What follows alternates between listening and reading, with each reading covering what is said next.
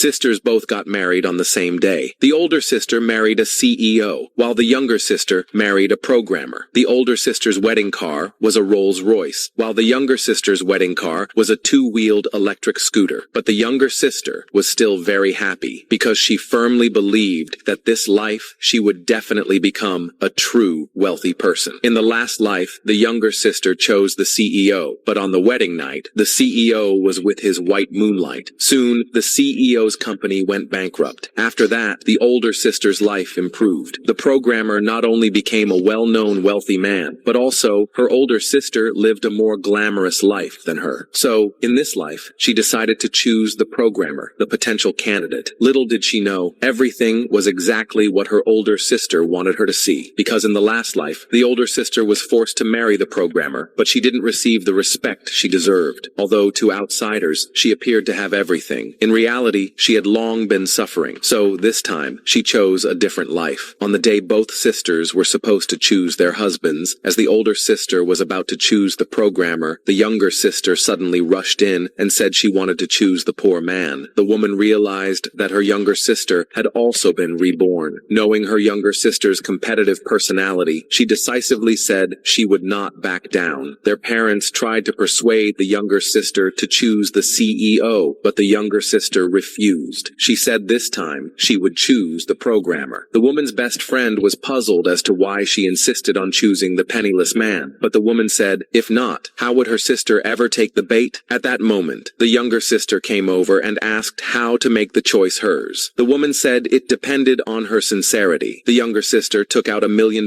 bank card and said it was her private savings, but the woman said it wasn't enough, and then stood up to leave. The younger sister called her back, and then transferred $6 million to her. After receiving the money, the woman immediately gave the younger sister the wedding invitation for the programmer. A few days later, the two held their wedding as planned. The older sister sat in the luxury car, while the younger sister rode the electric scooter. After finishing the wedding process, the CEO threw the woman on the bed and warned her not to think about things that don't belong to her. Before she could respond, the CEO's assistant came in and said his white moonlight had fainted due to stomach pain. He was about to leave, but the woman stopped him. She explained that the CEO's white moonlight had already been sent to the hospital, so there was no need to worry. The CEO, still uneasy, made a phone call and found that, indeed, as the woman had said, he asked her how she knew all this in advance. The woman said she had heard that the CEO's white moonlight was weak and sickly, and today, being the CEO's wedding day, she knew that white moonlight would definitely feel unwell. So, she had already arranged for a doctor to wait at white moonlight's doorstep to ensure the doctor could care for her as soon as she got sick, and her plan was to make sure the CEO had to stay at home tonight. Having explained all this, the woman left, saying she wouldn't expect the CEO to like her, but at least there should be fairness between them. Meanwhile, the younger sister's wedding night didn't go smoothly either. The programmer didn't sleep with the younger sister. Instead, he went to another bedroom alone. The next day,